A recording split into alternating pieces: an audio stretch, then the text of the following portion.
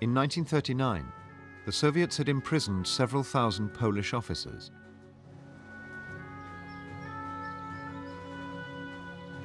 Now, nearly 3 years later, these people seem to have disappeared. Chciałbym zwrócić uwagę pana premiera na fakt zaginięcia wielkiej ilości naszych zawodowych oficerów, którzy byli uwięzieni w Rosji Sowieckiej. Nie udało mi się uzyskać żadnych wiadomości o nich.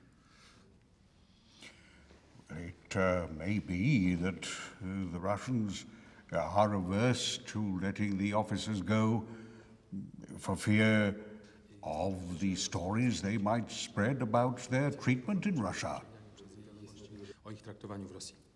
Nie ma żadnego poczucia sprawiedliwości ani honoru w Rosji Sowieckiej.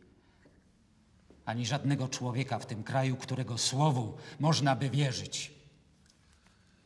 Well, I must say, General, it would be very dangerous to use such language in public. No good can come of antagonizing the Russians. On the 13th of April 1943, the Germans announced to the world a discovery they had made here in the forest of Katyn, near Smolensk in central Russia. Und schon werden übereinander gestapelt wie Tuchballen die Stiefel toter Soldaten sichtbar. Dann werden grauenvoll entstellte Körper und Köpfe freigelegt. Ermordete Offiziere. Sie wurden seit Jahren von der polnischen Bevölkerung vermisst. They had found the mass graves of several thousand of the missing Polish officers, and they eagerly showed off the evidence. These were the remains of about 4,000 of the 20,000 Polish officers and others thought dangerous to the Soviet regime, who had been missing since April 1940.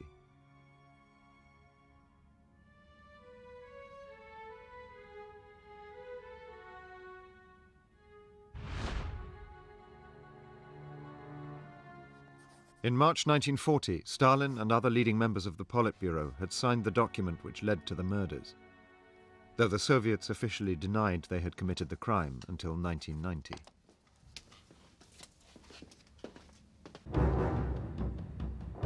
In the forest of Katyn, near Smolensk in western Russia.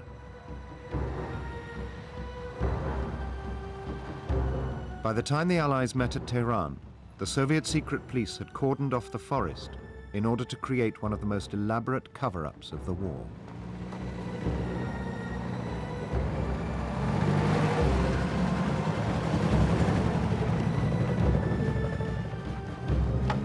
They were exhuming bodies from mass graves. The Germans had first uncovered these graves earlier in 1943 and had told the world the truth, that these were the remains of Polish officers who had been murdered by the Soviets. Now that the Red Army had recaptured this part of the Soviet Union, Stalin's secret police wanted to falsify the history and pretend that they hadn't committed the murders. But it wasn't going to be easy. The secret police organized the forging of false documents, faking material which suggested that the Germans had committed the crime, and planting it on the newly exhumed bodies.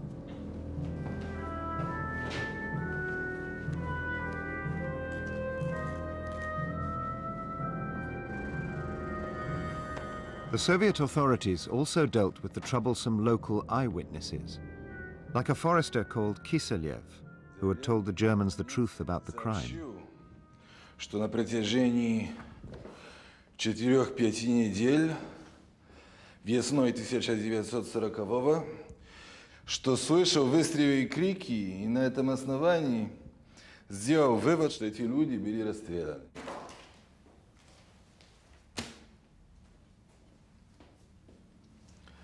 Ты предположил, что они были расстреляны?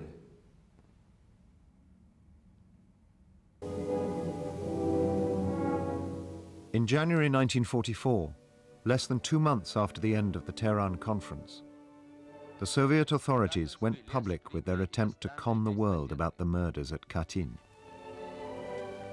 Весь мир должен знать правду о чудовищном преступлении немецко-фашистских палачей.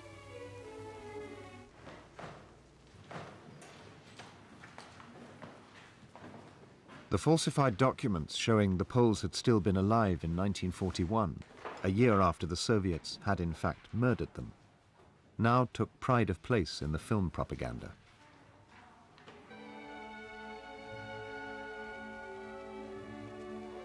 Вещественные доказательства. Среди них личные вещи, деньги, документы, письма, принадлежавшие расстрелянным немцами польским офицерам.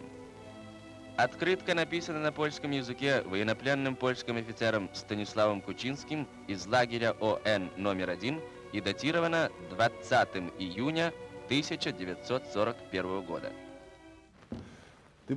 And key witnesses, like the Russian forester Kiselev, had now been persuaded on threat of their own death to withdraw the testimony they'd given to the Germans. But the Soviet deception didn't fool the British government. A British Foreign Office official who examined what the Soviets claimed had happened here at Katyn wrote a secret report in which he said that an essential part of the Soviet case was simply incredible. But all this was to remain confidential. Even before he'd read the report, Churchill had written to the Foreign Secretary saying, "We should none of us ever speak a word about it."